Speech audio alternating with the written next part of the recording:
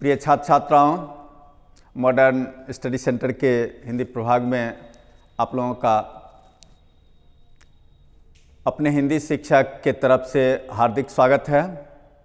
अभी आप अपने हिंदी प्राध्यापक प्रोफेसर जयराम चौधरी से व्याकरण पर व्याख्यान सुनेंगे। तो सीधे तौर पर हम पाठ शुरू कर रहे हैं। आज का हमारा विचारणीय पाठ है श्रुति सम भिन्नार्थक शब्द एवं विशेषण के शब्द। ये दोनों ही व्याकरण के अंतर्गत शब्द प्रकरण के अंतर्गत आता है।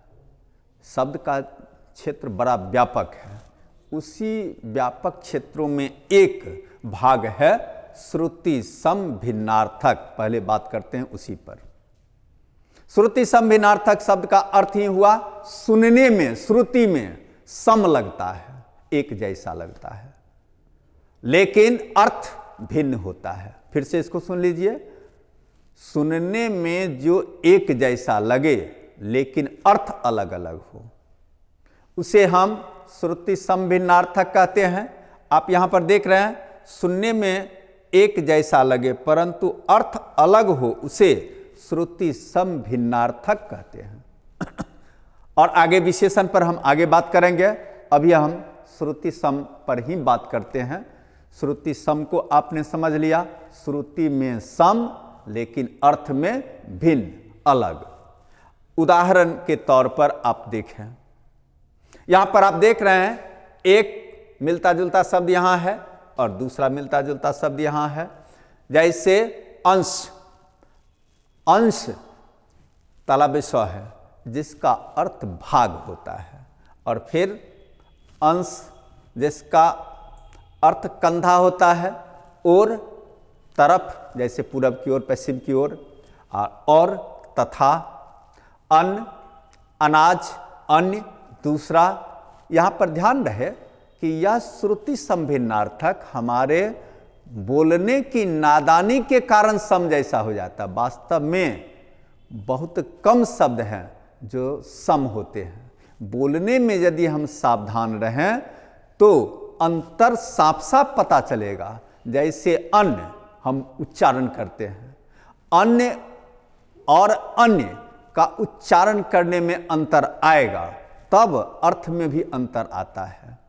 अंश और अंश के उच्चारण में अंतर आता है, अर्थ में अंतर आता है। इसीलिए यह श्रुति सम भिन्नार्थक सिर्फ कम समझ वालों के लिए समझाने के लिए दिया गया है। अंतर आता है। हाँ, बहुत कम शब्द हैं जो एक ही शब्द हैं लेकिन अर्थ अलग अलग होते हैं।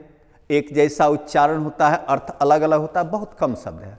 अधिकांशतः पर शब्द अलग होते हैं, अर्थ अलग होते हैं। हम बोलने में ऐसी कोई गलती कर जाते हैं, धरफड़ी के कारण, असावधानी के कारण हम गलती कर जाते हैं, जिसके चलते हमारे मुंह से दो शब्दों का समान उच्चारण हो जाता है। सुनने वाला तो उसको समान सुन लेता है। ऐसी स्थिति में गलती होती है। तो फिर इस बार फिर समझ जाइए, यहां जो श्रुति सम भिन्नार्थक दिया गया है, ये श्रुति सम भिन्नार्थक टॉपिक है। इस संदर्भ में ये ध्यान रखना है कि हर एक शब्द का सही हम उच्चारण करेंगे तो अर्थ भी सही लगता चला जाएगा। अतिरिक्त बातें की गई है यहां पर, आप जान लेंगे। सुनने में जो एक जैसा लगे, जैसा चलता रहे सामान्य तौर पर, लेकिन अर्थ अलग अलग हो।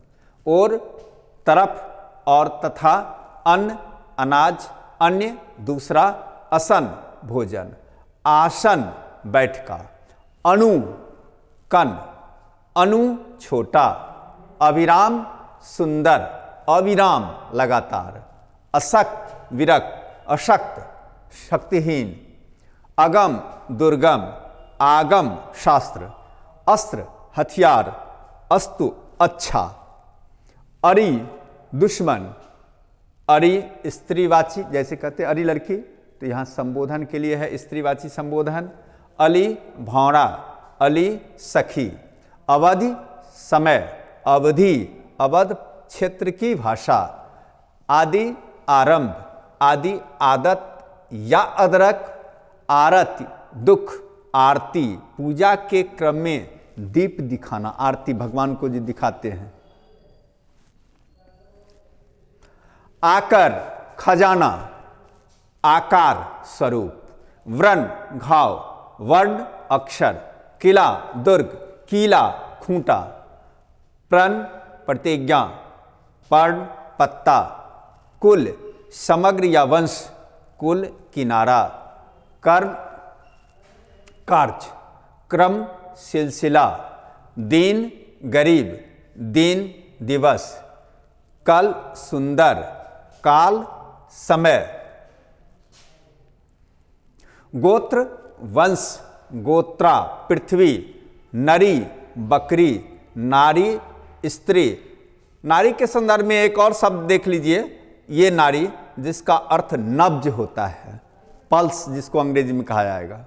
जनता प्रजा, अजंता औजार, सीता जानकी, सीता का अर्थ चीनी भी होता है।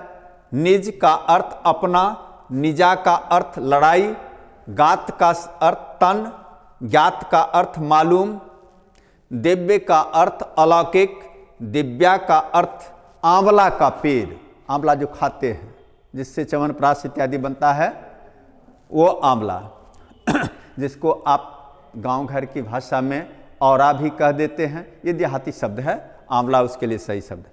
दृष्टांत उदाहरण, दृष्टांत मरण, कलम लेखनी, कलभ हाथी का बच्चा, पावस वर्षा, पायस खीर, स्मर कामदेव, स्मर युद्ध, समर युद्ध, प्रहर रात दिन की घड़ी, प्रहार आक्रमण, क्षति हानि, क्षिति मिट्टी, सुत बेटा, सूत धागा, भजन कीर्तन, भाजन बर्तन, प्रतिमा मूर्ति, प्रतिभा बुद्धि, पुरुष मर्द, पौरुष कठोर, शेखर मस्तक, शिखर चोटी, प्रतीक चिन्ह,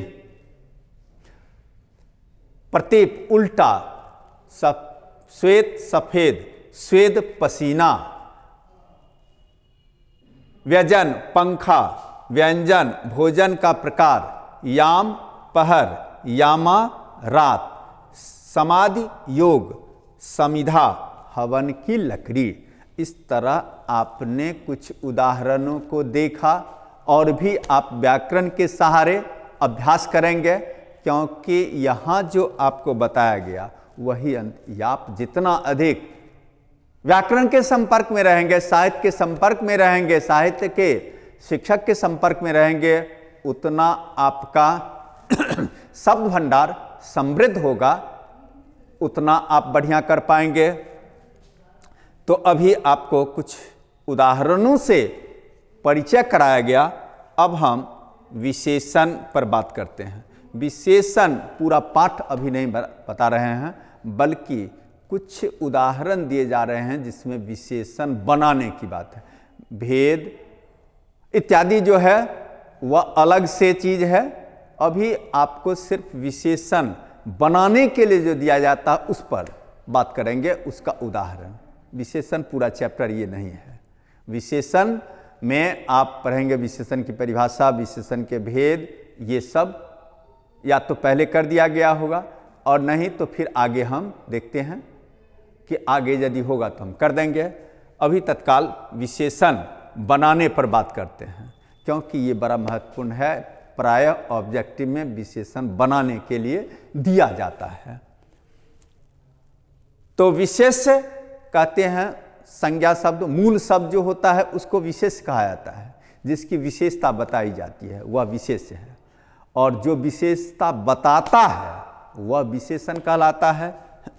तो यहाँ पर आप देख रहे हैं विशेष मूल शब्द, और उसका विशेषण क्या होगा, ये इसके नीचे रहेगा। जैसे अंग का विशेषण होगा आंगिक, अपेक्षा का अपेक्षित, अज्ञान का अज्ञानी, आभूषण का आभूषित, अर्थ का आर्थिक, और फिर इधर भी हम बता देते हैं अनुभव का अनुभवी, अध्यात्म का आध्यात्मिक, आत्मा का आत्मिक, अंचल का आंचलिक, अनुराग का अनुरागी।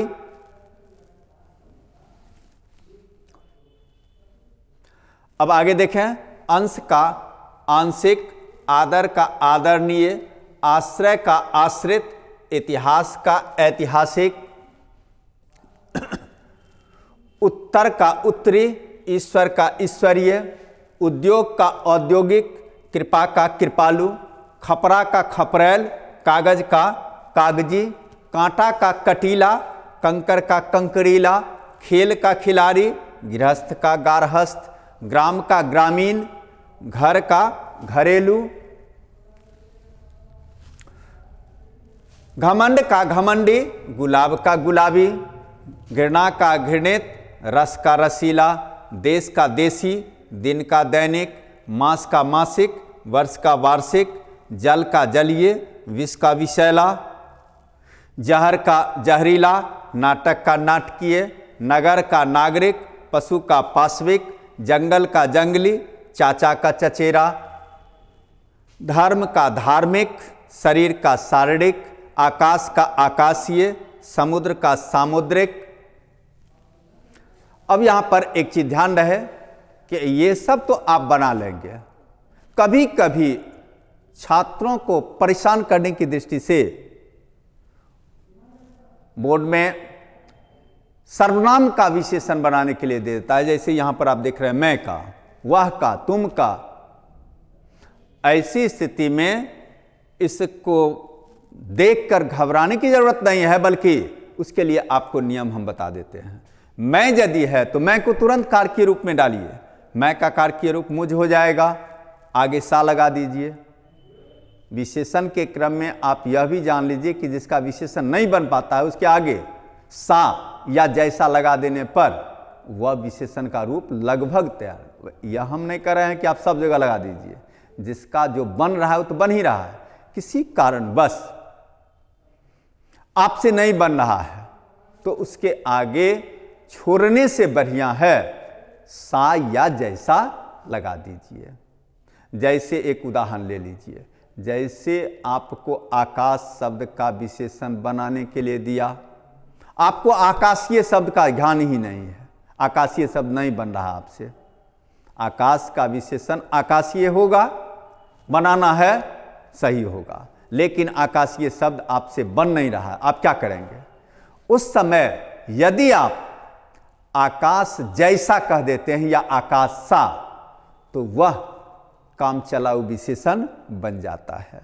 यहां पर ध्यान रहे कि आपको बनाना नहीं है, बना हुआ बिहार बोर्ड में +2 में बना हुआ आपको रहेगा, उसमें से चुनना है। हाँ, दूसरी प्रतियोगिता परीक्षाओं में जिसमें लिखने की बात है उसके लिए हमने अभी ये बताया।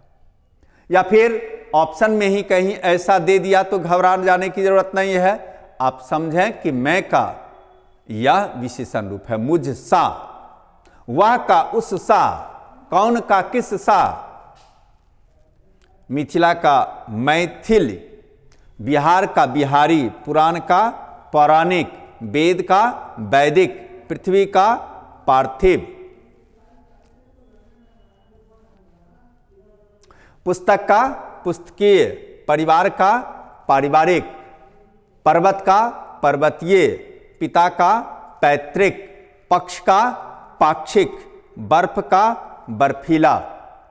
इस तरह आपने विशेषण बनाने की प्रक्रिया को देखा, उदाहरणों को देखा।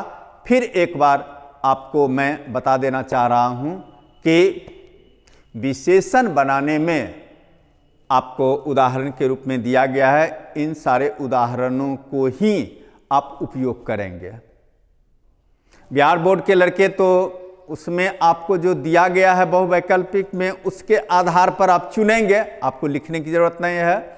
लेकिन दूसरी प्रतियोगिता के छात्र जिसमें लिखने की बात है, उसमें आप जान लें कि यदि आपसे विशेषण नहीं बन रहा है तो वैसी परिस्थिति में आप उसके आगे सा या जैसा या की तरह ये सब यदि लगा देते हैं तो वह अपने आप विशेषण बन जाता है। उदाहरण के तौर पर हमने आपको अभी पहले बता दिया है, फिर मैं एक बार रिपीट कर देना चाहता हूं। जैसे जल का विशेषण जलीय होगा, जल का विशेषण जलीय होगा, वही लिखना चाहिए, यही पूछा जाता है। लेकिन यदि कोई लड़का ऐसा कमजोर है, कोई व्यक्ति ऐसे कमजोर हैं जिनको पता नहीं चल रहा है, तो वे यदि जल जैसा या जल सा कह देते हैं तो वह विशेषण बन जाता है। राम जैसा यदि कह दिया जाए तो राम का विशेषण बन जाएगा, राम सा कह दिया जाए तो राम का विशेषण बन जाएगा। इस तरह आपने जान लिया कि विशेषण बनाने का यह तकनीक है। इसी संदर्भ में अलग हटकर एक और बात आपको बता दी जाती है कि विशेषण की 3 अवस्थाएं होती है। 3 अवस्थाएं होती है, मूलावस्था, उत्तरावस्था और उत्तमावस्था। मूलावस्था में कोई भी विशेष्य यानी संज्ञा मूलावस्था में, उससे आगे बढ़ने पर उत्तरावस्था, जैसे हमने कहा सुंदर, यह मूलावस्था में है। सुंदर मूलावस्था में है, मूल विशेषण है यह, किसी विशेष्य के लिए यह मूल विशेषण है।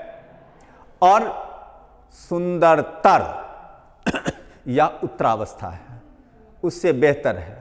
और उससे भी ऊपर सुंदरतम। तो आपने देखा कि विशेषण की 3 अवस्थाएं होती है, मूलावस्था, उत्तरावस्था और उत्तमावस्था, जिसको अंग्रेजी में आप डिग्री के रूप में देखते हैं। अंग्रेजी में भी डिग्री इसी तरह है। तो अंग्रेजी की बात छोड़ दीजिए, अभी हिंदी पर बात कीजिए कि विशेषण की 3 अवस्थाएं हैं, मूलावस्था, उत्तरावस्था और उत्तमावस्था। तर और तम लगाकर क्रमशः उत्तरावस्था और उत्तमावस्था में हम पहुंचते हैं। यदि तर और तम नहीं लग पा रहा है, वह सटीक नहीं बैठ रहा है, उसके लिए भी आपको नियम जान लेना होगा कि उसके लिए नियम है अधिक और सर्वाधिक लगाकर आप इसको बना सकते हैं। जैसे हमने कहा सुंदर, सुंदरतर हम नहीं कहकर अधिक सुंदर कहेंगे। या उत्तरावस्था में चला गया, यदि हम कहते हैं सर्वाधिक सुंदर, तो वहां पर वह उत्तमावस्था में चला गया। तो इस तरह आपने विशेषण के 3 अवस्थाओं को देख लिया। अब हम विशेषण पर एक अतिरिक्त मौखिक जानकारी आपको दे देते हैं।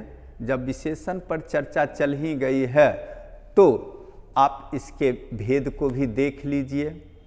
विशेषण के मोटे तौर पर 4 भेद होते हैं। विशेषण के मोटे तौर पर 4। पहला होता है गुणवाचक, दूसरा संख्यावाचक, तीसरा परिमाणवाचक और चौथा सार्वनामिक विशेषण। गुणवाचक में गुण, दोष, रंग, आकार, प्रकार यानी किसी भी रूप में, अच्छाई हो बुराई हो, मोटा हो पतला हो, काला हो गोरा हो, किसी भी रूप में आता है तो वह गुणवाचक कहलाता है। जैसे काला, गोरा, मोटा, पतला, अच्छा, बुरा, ये सब गुणवाचक का उदाहरण होगा। अब आगे दूसरा है संख्यावाचक। संख्यावाचक और परिमाणवाचक का उदाहरण कहीं कहीं पर एक जैसा लगता है लेकिन एक होता नहीं है। संख्यावाचक विशेषण वही लगेगा जहां पर विशेष गिनती की जा, विशेष की गिनती की, काउंटेबल नाउन के साथ ही संख्यावाचक, यानी जिसकी हम गिनती कर सकते हैं उसी के साथ संख्या वाचक। जैसे हमने कहा मैदान में कुछ लड़के खेल रहे हैं, यहां पर लड़के काउंटेबल नाउन है, गिनती वाली लड़के को गिना जाता है, तो कुछ यहाँ पर आपको संख्यावाचक है। लेकिन यदि इसी कुछ का प्रयोग नापतौल वाले विशेष के साथ कर देंगे, संज्ञा के साथ कर दें, तो वो परिमाण में चला जाएगा। जैसे आज देख लीजिए संख्यावाचक का 2 उदाहरण। आज वर्ग में 5 लड़के अनुपस्थित हैं, यहाँ 5 संख्यावाचक हो गया, निश्चित संख्यावाचक। आज वर्ग में कुछ लड़के अनुपस्थित हैं, अनिश्चित संख्यावाचक हो गया। तो आपने संख्यावाचक को दोनों रूपों में देख लिया, निश्चित और अनिश्चित। और भी भेद हैं, लेकिन सामान्य तौर पर कम से कम इतना याद रखने की जरूरत है। फिर आगे परिमाण में देखिए, मुझे बाजार से कुछ सामान खरीदना है, तो कुछ सामान खरीदना है, यह कुछ आपको परिमाण के अंतर्गत चला जाएगा। बाजार से थोड़ी सब्जी खरीदनी है, बाजार से में कुछ काम करना है, तो यहाँ पर आप देख रहे हैं कि जिसको हम नापतौल कर सकते हैं वह परिमाण के अंतर्गत आएगा। थोड़ी सी चाय मुझे भी दीजिए, यहाँ थोड़ी चाय परिमाण के अंतर्गत आएगा। मुझे बाजार से 5 लीटर दूध लेना है, यहाँ 5 आपको परिमाण के अंतर्गत आएगा। और अंतिम है सार्वनामिक विशेषण। सार्वनामिक विशेषण जहाँ सर्वनाम विशेषण का काम करने लगता है, जैसे वह लड़का है, यहाँ पर वह सर्वनाम है, और वह लड़का मेरा भाई है, यहाँ पर वह सार्वनामिक विशेषण का काम कर रहा है। अर्थात जहाँ सर्वनाम विशेषण का काम करे वह सार्वनामिक विशेषण है। तो इस तरह आपने देख लिया कि विशेषण अपने आप में विशेषता बताने का काम करता है, जिसको हमने अति संक्षेप में परीक्षा के लिए जितनी जरूरी बातें हैं उतनी बातों को बता दिया गया। तो यह पाठ आपका अब समाप्त हो रहा है। फिर अब अगले पाठ में हम लोग मिलेंगे। फिर धन्यवाद।